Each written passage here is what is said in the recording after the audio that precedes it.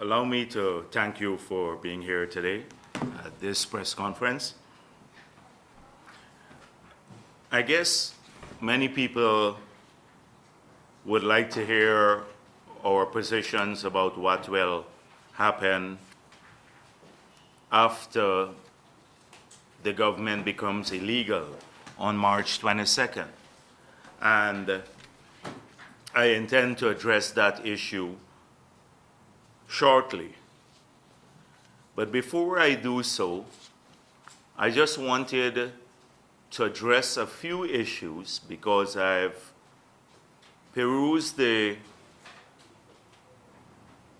public domain, both newspapers and what's online in social media. And it seems as though the government has gone into an overdrive through various means using state resources to make a few points. So they have been using the DPI now in an openly partisan manner. There's no pretense any longer that this is an agency that is has a national character, which is funded by taxpayers. That is an agency that is dedicated towards advancing the partisan views of the AFC and the PNC. They've been using that with Mr. Imran Khan, the head of that agency, almost on a daily basis, sprouting a bunch of lies and misleading people across Guyana about important issues. We have seen ministers appear on television doing the same thing. So the NCN has become a veritable propaganda arm of the government. So every night you have daily incursions into peddling falsehoods about the situation we're faced with in Guyana. The Chronicle is doing the same thing. That would be no surprise to anyone given what you have seen in the Chronicle. And then we see a series of advertisements now supporting the same line. And so what are they saying effectively? They're all saying there is no crisis in Guyana, that the PPP is being blamed, that the PPP is blamed for what is happening in Guyana today, that somehow in the past, the People's Progressive Party delayed the holding of elections, that life goes on, it's business as usual, that the house-to-house registration is a necessity now to clean up a bloated list, that elections cannot be held until and whenever, if forever, GCOM is ready. And that protests would be illegal because the president stays on until the next president is sworn in. These are the lies, half-truths, fallacies, fictions that on a daily basis they dominate our social media with and the other media houses. And unfortunately, I've seen some people, smart people, including young people, repeating some of these things. So I saw a group of young people, but closely aligned to APNU. And they, as I said before somewhere, that's an endangered species in APNU, young people. But they have suddenly been making fun of what happens after March 21st. And they fail to realize that what we are fighting for is their future and freedom in Guyana, and that they must not disparage the struggle for rights and constitutional adherence and respect for rule of law, simply because they're young people and they're PNC, and there are very few of them making that.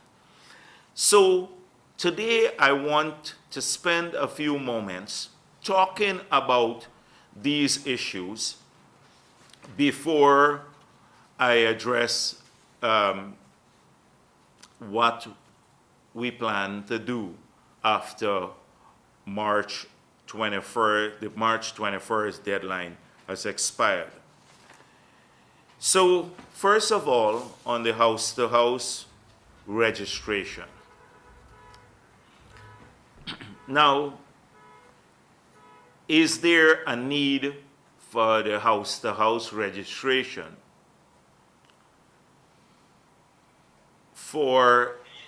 to solve the issues that APNU has suddenly been saying it will solve?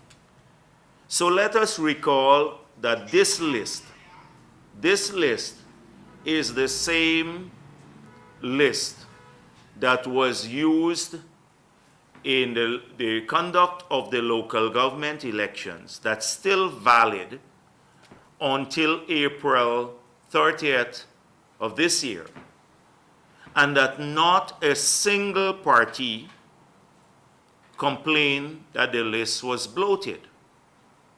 So not APNU and the AFC thought the list was perfect at that time because they did not face a no confidence vote. We never had a single complaint that people who shouldn't have voted, voted.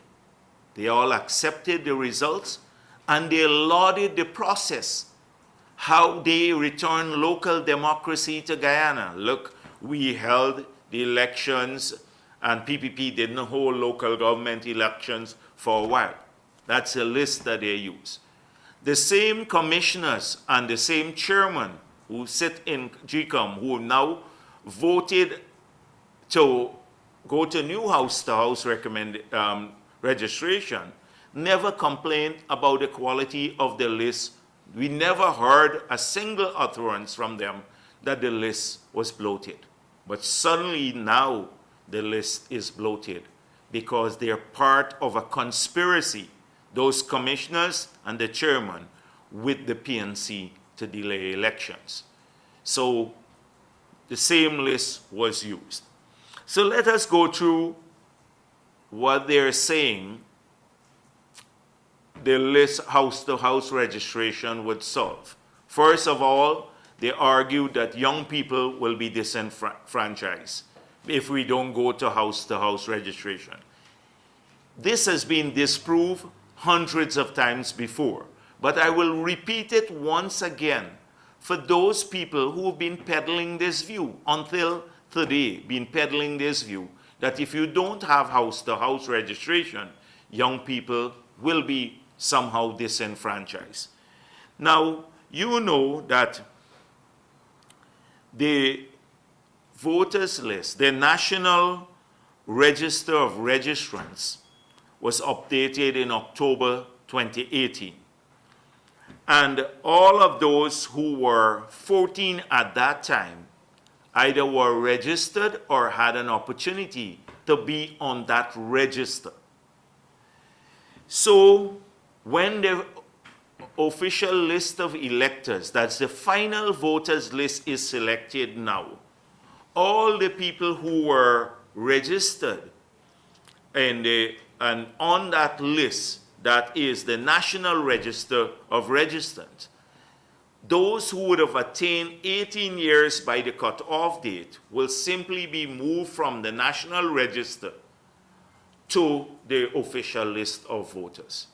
So there is absolutely no exclusion of young people because many of them had already registered and they're part to get an ID card and to be on the national list of registrants. So that is not true. They've argued that there are dead people on the list, and we have outlined a process through which they can clean the list of dead people. So we've said before, GCOM can get the names of all the people who've passed away from the GRO, and they can then publish the names, share the names with the political parties, and then once there's an agreement, strike those names off the list. We have further argued for people who may be on the list now and who might have migrated, so that let us strengthen the polling day procedures so that nobody who is not supposed to vote gets an opportunity to vote. I made a proposal to the president how we can do that. We can enhance representation in at the polling places. We can put in cameras if you want. We can pay or get international observers to stay in each polling place so that only those who are eligible to vote, vote.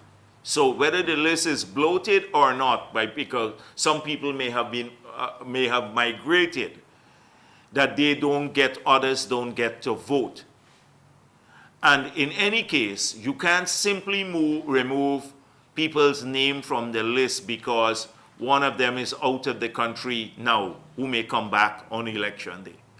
So you can strengthen the polling day process. And for GCOM itself, what are they saying? That their staff is so corrupt that they would allow people to vote who shouldn't vote? This is an indictment even on GCOM itself by arguing that the list is bloated. So there are safeguards against all of these things. And that is why I believe that the house-to-house registration, the call to house registration, will not ensure more people get on the list, will not ensure that we have cleaner elections. We can go with this list with the appropriate safeguards and go to elections early, and the elections can be credible, as has been pointed out by many. So the only reason for this call for house to house, and I hope people don't repeat it without thinking it through, is because the government doesn't want to go to elections, and they now got their commissioners, the PNC commissioners, to agree to that. Now, at GCOM itself, you would see that a letter was issued yesterday by the chairman of GCOM to the president, and he said in that letter that they would not be ready to hold elections until November of this year, and that they needed $3.5 billion additionally to hold elections. So first of all, this letter was sent to President Granger without consulting with the three commissioners who represent the PPP and the opposition. That's one. Two, that this letter went to President Granger 2 days before the expiration of the deadline imposed by our Constitution. And it was 66 days after the passage of the no confidence motion that the president requested this clarity from GCOM. That tells you a story. That in itself tells you a story that 2 days before, now they're talking about when they could have elections, although they haven't started preparation for elections. They avoided doing that for the past 3 months. And how much money now, 2 days before the elections, they will need. So this letter was a carefully contrived letter just before the expiration of the constitutional life of the government to give President Granger an excuse and out to say, it's not me, it is GCOM, which he's been saying all along. And look, now we have them saying they can't hold elections until November. So the opposition is being unreasonable. It is not us, it's GCOM that's delaying the polls. So what is essential in this timeline offered by GCOM, which many have misgivings could even be met if they go to house registration, is the inclusion of house-to-house registration in this deadline, which we will not accept. Which we will not accept, because we believe elections can be held. The house-to-house registration now is just an excuse to delay the elections. It will not enhance transparency or voters' rights, but it's just being used to delay elections. So without house-to-house registration, the elections could be held in a short period. We, for example, all you have to do is extend the validity of this list for another 2 months or so, and then have the elections within 2 months. By May, if the president was respectful of the constitutional deadline, he would have acceded to our request of April 30th, 29th, or argued for a nearest date to that, to April 29th. But now he has, through his politically appointed commissioners at GCOM, in a conspiracy, now using house-to-house registration as an excuse, is pushing the deadline to the end of the year. So that's one. And two, the $3.5 billion that is the request in the chairman's letter is not needed if you do not do the house-to-house registration, because they have adequate funds now of $5.3 billion should be in their budget to use as they see fit. So you don't need additional money if the elections are held within the shortest possible period.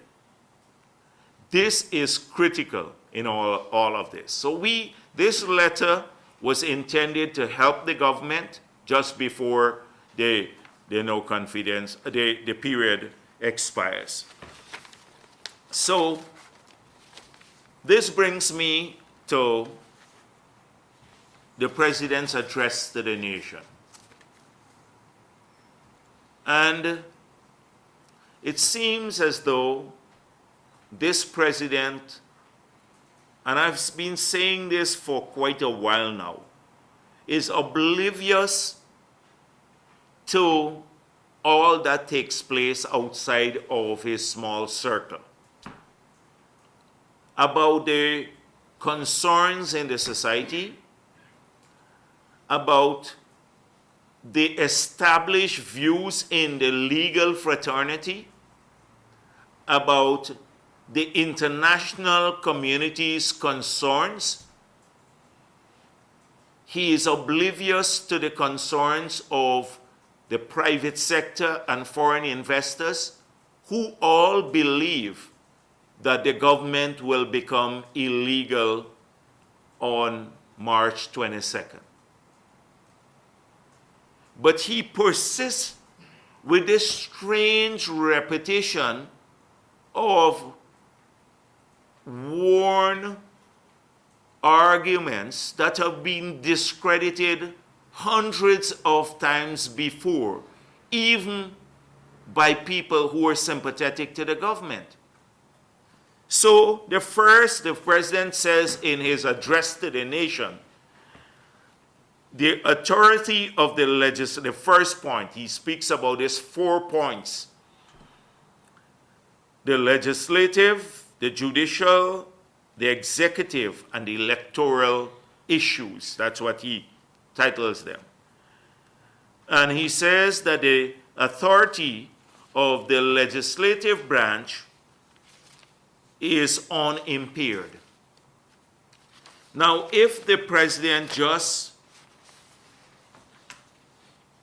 goes back for a moment that the speaker upheld, the speaker declared the no confidence motion as passed, and the speaker is the head of the legislature. The speaker refused to reverse the decision. The Chief Justice ruled that the government, the cabinet stood resigned on March 22nd. The Chief Justice ruled that the government cannot remain in office beyond 3 months. So the legislature spoke. After 3 months, the National Assembly, and we have argued that the National Assembly can be convened only for the purpose of holding elections. The life of the National Assembly also expires. It's as clear as that. And so the president continues to say the National Assembly remains in session, contrary to what the speaker has said, and contrary to the court's ruling. He then goes on to say in the second point that they respect the independence of the judiciary. Now, we have the judiciary, in the ruling of the Chief Justice, saying that you cannot remain in office for more than 3 months, and that decision has not been stayed. So how come there is no crisis? How come you remain legal if the ruling of the court is that you cannot remain in office beyond 3 months? And how do you argue that you respect the ruling of the judiciary? And that has not been stayed. And secondly, to bypass the ruling of the Chief Justice that the cabinet stood resigned, you establish a ministerial plenary and vest it with full powers of the cabinet, which is now provided for by the Constitution. Does the president now realize that he's acting in flagrant violation of the judicial ruling that is before us now that has not been stayed? And here he says, we respect the independence of the judiciary. He moves on in the third issue to say the competence of the executive branch is essential to the viability of the state, and that it's business as usual, and he says life goes on. And in the explanatory memorandum in the bill that inserted 106 into our Constitution, Article 106, when it says, you shall remain in office for 3 months for the sole purpose of holding elections. That imposes a caretaker responsibility. So he is arguing here that we have full powers. We can remain, we can steal, we can give out contracts, we can do all of these things. We can do everything else. Give contracts, sign loans, etc. So again, the president, I don't know which world he is in, and then he speaks about the credibility of the electoral process. Now, I've dealt with that before. I've spoken about how they have influenced the electoral process. I heard Harman. Some people said to me that Joseph Harman, 1 month ago, said they're looking for elections somewhere in November. that they are looking for elections at that time. That's 1 month ago. To my surprise, suddenly GCOM is saying the same thing. He has influence. It is his Congress place appointed commissioners plus his unilaterally appointed chairman who have infringed upon the independence of the Elections Commission. And by contrast, they argued somehow that in the past that the elections were delayed when the Esther Pereira matter. I've seen an article in the newspapers arguing that, oh, PPP did this in the past. Why are they complaining now about this? Well, it's not true. The PPP never faced a no confidence motion in 2014. It prorogued the parliament, and instead of facing the no confidence motion, it called early elections. Secondly, we have a government that was defeated on a no confidence motion where provisions of the Constitution 106.6 and 106.7 now are imposed upon the government, overriding the authority of the president to hold elections at any time he sees fit within the 5 years, because that imposes a deadline of 3 months. We never had that analogous situation in the past.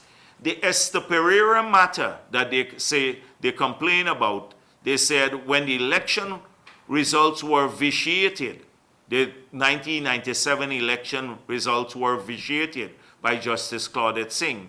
It was vitiated not on the basis of fraudulent vote, but on the basis that we use a voter's ID card to conduct the elections, and that the two parties, the PNC and the PPP, agreed to use the voter's ID card to allow people to vote when this was not constitutional. The same PNC that had agreed to do that as a safeguard measure then turned around and filed a case against it, and the election results were vitiated. And a deadline was imposed, and we said elections would be held in March of that year. We respected that decision, that when the vitiation of the results took place, not because we were illegally elected, but because we jointly with the PNC did something which the Justice Singh mentioned was illegal. That is, say to people, you had to use your voter's ID to vote, and that was not a requirement in the Constitution. And they turn around and file that. That shows their duplicity. They sit and agree with one thing, and then after the elections they lost, they turn around and challenge it in the court. And so that was the reason. But when the results came and the elections were vitiated, we gave up 2 years of our term. We gave up 2 years of our term. We didn't say, Justice Singh, etc. We didn't pursue this charade in the court system. We didn't pursue a charade. We went to elections, giving up 2 years of our term in the shortest possible time. And the same thing happened in the prior period too. But we never, so all of this nonsense, I see them taking old clips about me saying, the elections, the GCOM is independent and has to verify the issues, etc. That was a totally different context. And secondly, at that time, we had an independent elections commission because we had a chairperson who was appointed from a list that Mr. Desmond Hoyt, President Hoyt, had submitted to us, and we selected the person from that list. That was the chairperson then. So in this case now, we have a chairman who was selected unilaterally by the president when we had 18 names submitted to him, when he couldn't find a single one of the 18 to appoint there. That's the big difference. That's the big difference. And almost on every instance, you see who are the duplicitous ones, who are the ones who would violate the Constitution. This party, the PNC, has a history, documented history of rigging. They've tried to every single occasion do something to rig the elections. We don't have that. That's why we don't have a problem if 10 persons are in every polling place to observe the vote count and to see only those Guyanese who are eligible can vote. We don't have a problem. They probably would have a problem with that. So we have heard also the reason why they want the house-to-house registration. The PNC had a meeting with their planning team, and there are a few of their top officials there. And here are some of the things they want in the house-to-house registration. They've gone across the country. I know of a case in Firish, and later this week or next week, we'll put out a reward for people who have information about this.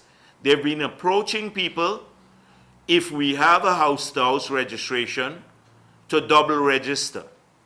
That is in one region and then go and register in another region. They think they will be able to remove the ink and you have two registrations. They will argue within GCOM not to have the testing of the biometrics, saying that the deadline, PPP wants an early deadline. So don't run the scan on the fingerprints, so you can't pick up the duplication. It will move people around. They've already been approaching people. They've been approaching people to apply for the post of enumerators at GCOM. And the plan is that in every polling place, that if they drop 10 names in PPP strongholds, that's about 20,000 persons will be off the list. So when the claims and objection come about, when the new list is produced, we'll have 20,000 people in the PPP strongholds who may not be on the list. And we'll have to scramble to put them on, and that will delay the process maybe another few months well into the future. And we may never get everyone back on the list. Thirdly, we've heard that foreign nationals are being given documents. Many of them have started working here now. If you go around and you talk to people, and they want to register some of them. And some, particularly, they're saying, we have to register them in maybe the hinterland where there is less scrutiny. We have, I can go through the long list because we have the intelligence from within what they were planning to do with the house-to-house registration. And they've done this before in the past. In 1990, this is exactly what happened in 1990. So they're not interested in a clean list. In fact, they're very worried about this list, which was declared clean by Lowenfield just a couple months ago. They're very worried about that because they know as it stands now, people, they would not be able to do the shenanigans that they're plotting to do. And so we're going to put out a reward for people, for anyone who has information about this, about whether you've been approached by anyone to do any of the things we have said, I've said before, double register, collect a fake birth certificate, to collect birth certificates for underage people, to apply to GCOM as an enumerator for the purpose of falsification of the enumeration. All of these things we are going to be putting out a reward. So if you know of this, please contact us. We are going to be dealing with that. So these are some of the issues that I wanted to bring to your attention today, because too many rumors are out there and we need to address them. And this whole issue about house-to-house registration, I spent a lot of time on it, is simply because APNU is hoping to, through this process, they can tamper with the list as they have done so many times before. They're very worried about that declaration by Lowenfield that the list is clean and that their own commissioners agreed that this list was credible enough to go to the local government elections. So they're very worried about those two issues. So, but we are not going to accept this. We're not going to roll over and play dead on these issues. Now, clearly, we are approaching an unprecedented situation now from March 22nd. We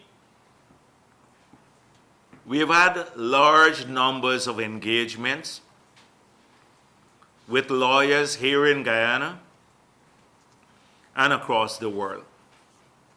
We have sought legal opinions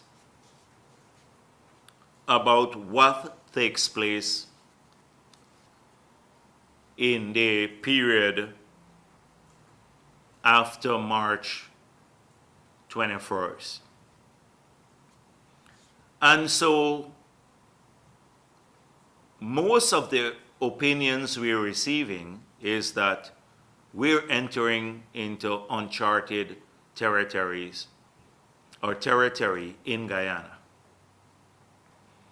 And many of these lawyers have indicated that they have perused the situation historically in the Commonwealth to see how comparable situations are dealt with.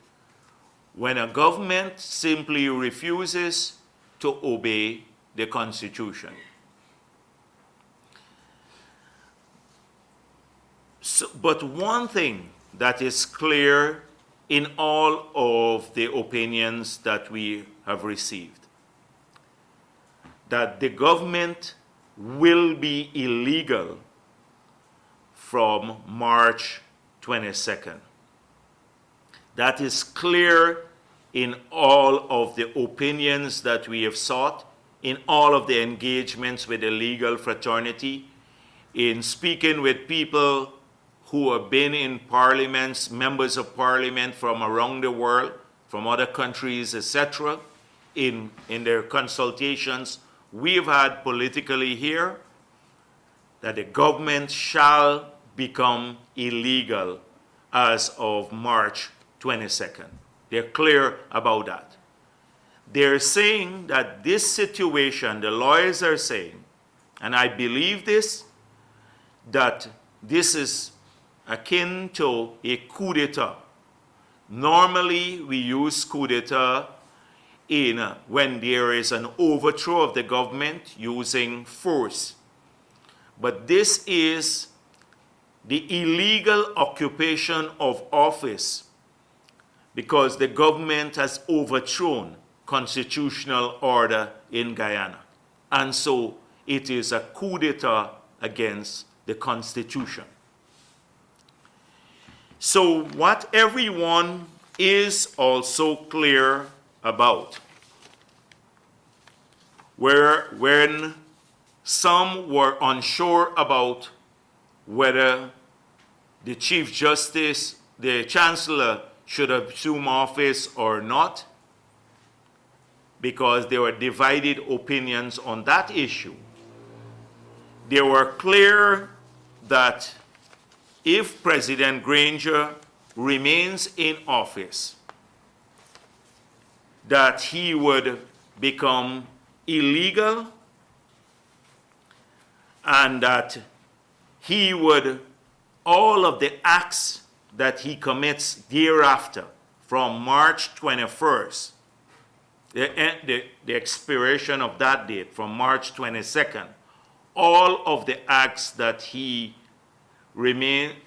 conducts or he undertakes after that period would also be illegal. The president will have to be answerable for all of those acts, either criminally or civilly, or civil acts.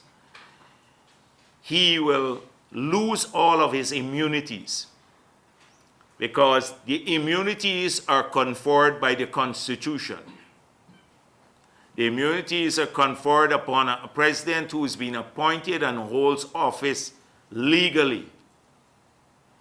The president would be illegal. He cannot then claim entitlement to the immunities that he enjoys at this time. So people can take legal action against him now or in the future when the government changes, both of a civil nature and of a criminal nature for all of his acts. And he has to be answerable. Similarly with the ministers, that they would no longer be legal, and so that their acts also will be illegal, and they will have to be personally answerable for all of those acts. That they are not entitled to use state resources for any purpose whatsoever, because they're illegally occupying the office, and that they will be made answerable, they can be made answerable for the use of state resources criminally in the future. Forget the recovery through civil procedures, but criminal use. It means illegal use of state resources. That all of the acts of the government will become voidable. So that if you sign an agreement with an illegal government, you're an investor, you're a private sector, you sign entity, you're a contractor, you sign an agreement with an illegal government, then every one of those agreements would be voidable, and we have made it clear. We made it very clear to everyone, foreign investors as well as local people, that we will not respect any agreement signed by an illegal government, and the government will be illegal. So the agreements would be voidable, and there could be criminal and civil procedures filed against those people who have colluded or conspired with the government in the period when they're illegal. We will, the government cannot claim necessity. I heard that Ramjatan said somewhere, and then it was mentioned by Basil Williams, that the doctrine of necessity kicks in, and all the lawyers that I've spoken to, all of them, claim that the president cannot take advantage of his illegality by claiming necessity. Because they're saying to me that necessity cannot be applied when it's self-inflicted. You abdicated your responsibility to name an election date. You got your minions at GCOM to avoid even starting the preparations for elections. You're getting them to delay the elections. You're claiming that you can't name an election date until they're ready, in violation of your constitutional authority and the mandate as a president. You're devolving that to some other body. And then you're coming to claim now necessity. I have to be here out of necessity. So what if GCOM, say for example, is never ready? Because a government, knowing it can claim the doctrine of necessity and stay on in power legally forever, says to an election commission, you don't ever be ready. Not in 2020, nor in 2021, etc. Let's burn down the whole building if they say that at GCOM, and all the records disappear, if they say that. And that we've seen how they pursued this through the more fire, slow fire campaign in the past. They've seen that. We've seen that over and over how they did that sort of thing. So government saying that, let's destroy all the records. And then you can't ever have elections or something of that nature, and then they claim necessity. So, because we can't have elections, we're legal. Where will we go in this country? And this is why they can't claim the doctrine of necessity today. They can't claim that. And so, what is it that we are going to do? We have made it clear that, and I want to say this to all the PPP supporters and well-wishers, etc., we are very different than the PNC. We will not burn a single building in the city as they did, or anywhere in the country. We will not damage public infrastructure. We will not beat people on the streets or harass them. We will not do anything that will harm our public servants or policemen or soldiers or doctors or teachers from going about their business of keeping our country going on a daily basis. We will not do anything to harm them doing that. That our target will be narrowly focused on the illegal president, the illegal prime minister, and the illegal ministers. That is where we will focus on them, not to pursue violence against them, because we abhor that, but to make life very, very uncomfortable for them who are occupying offices illegally, who have been violating our Constitution, who now for their own self-interest will push our country into a crisis, who will which may have implications for territorial integrity. And President Granger, you're putting our country at risk. It's not a PPP, you are. You are putting our country at risk for even our territorial integrity because you want to hang on to power.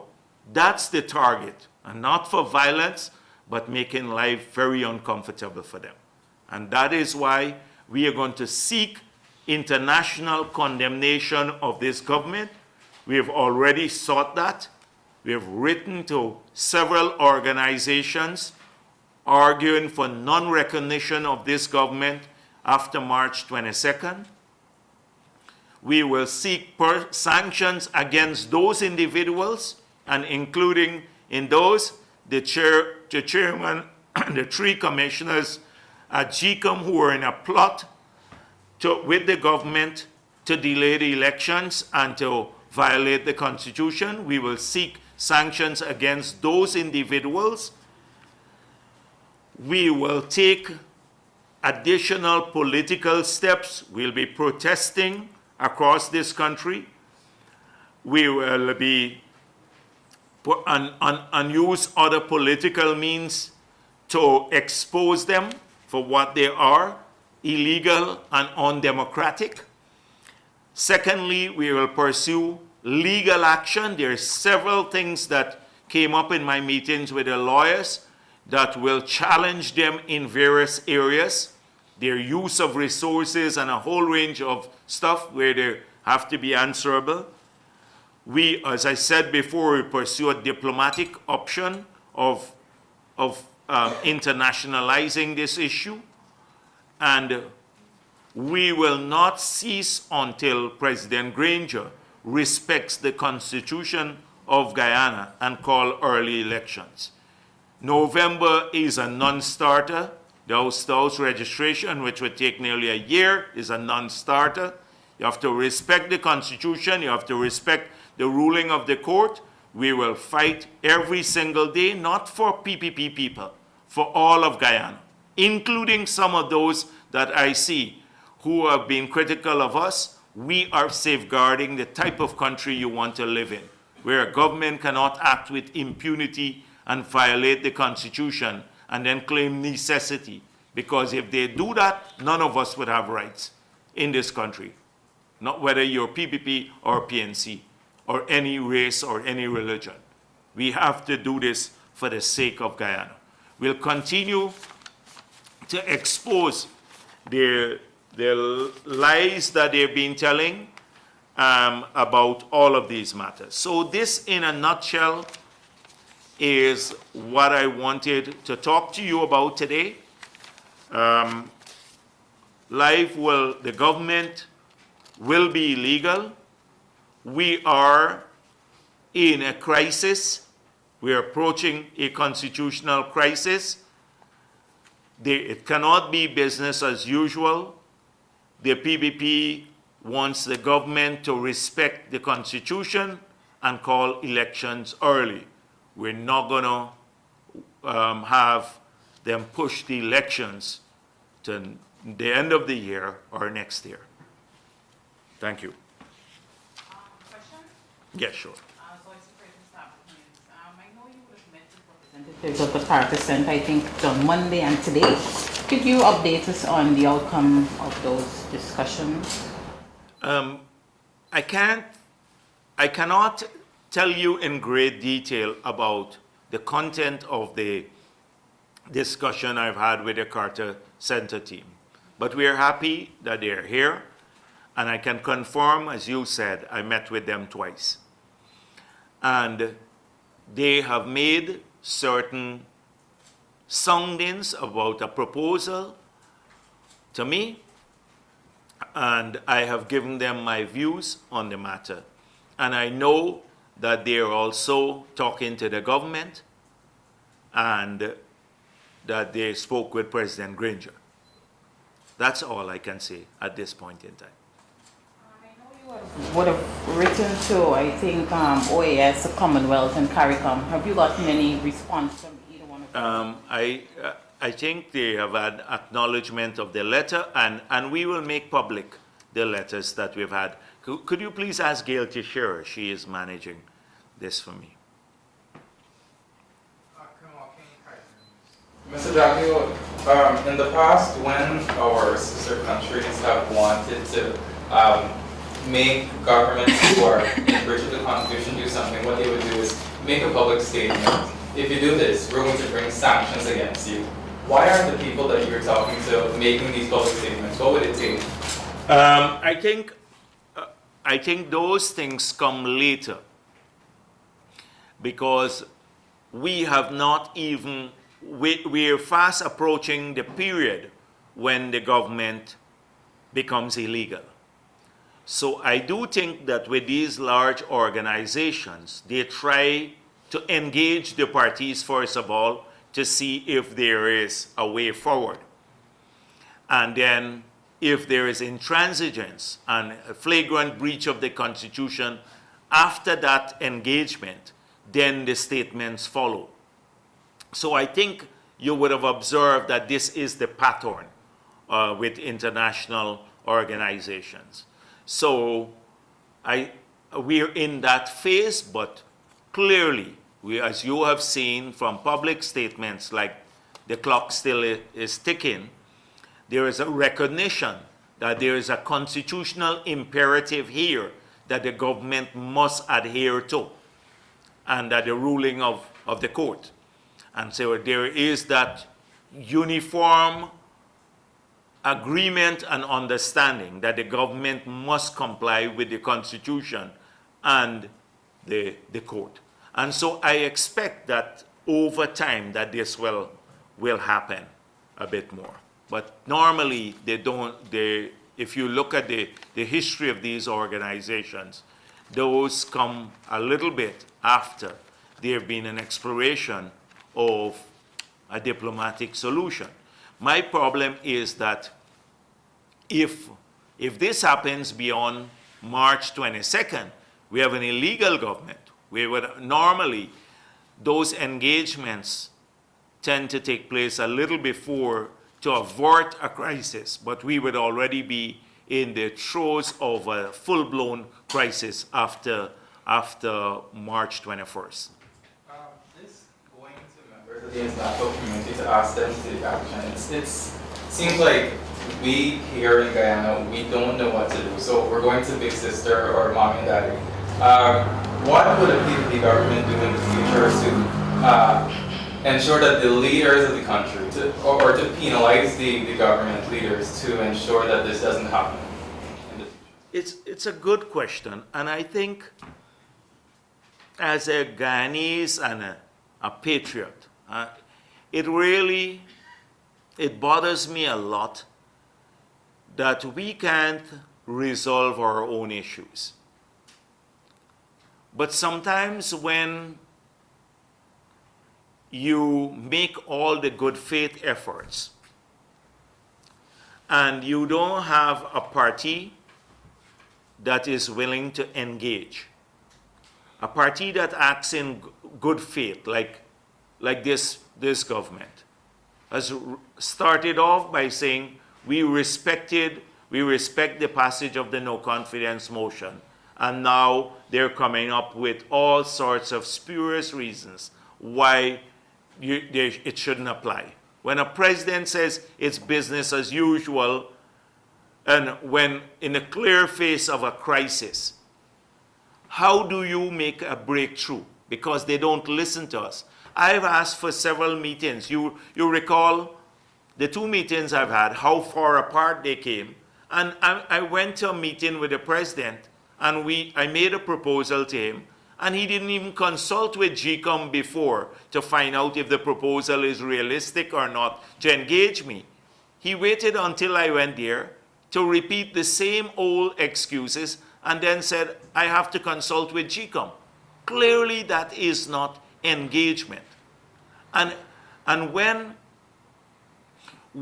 in countries, people at the national level refuse to respect the Constitution, as they have done in 2 cases with the appointment of the chairman of GCOM and in this case, how do you at the domestic level, get them to comply except approach the international community for sanctions?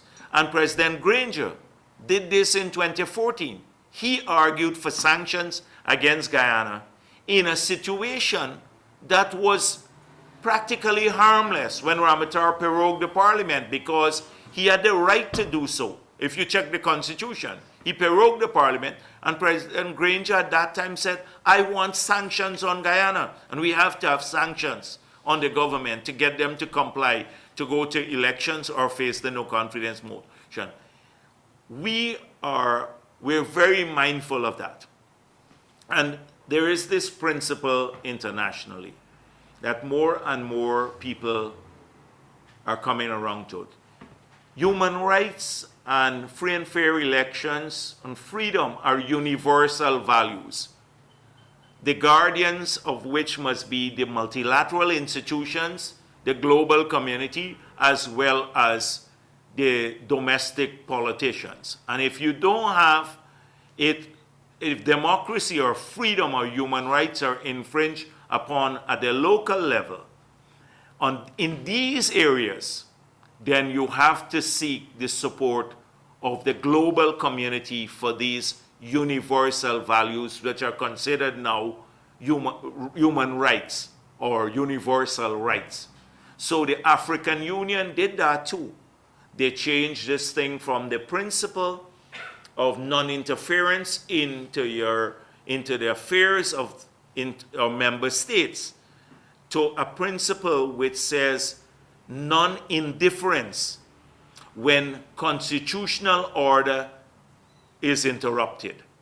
Not in every case. So I will zealously guard the right of Guyanese and our people to determine our way forward.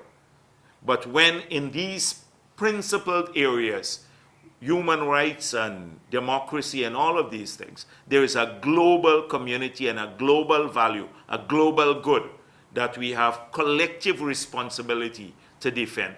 And it is that when I approach the donors, that's how I speak.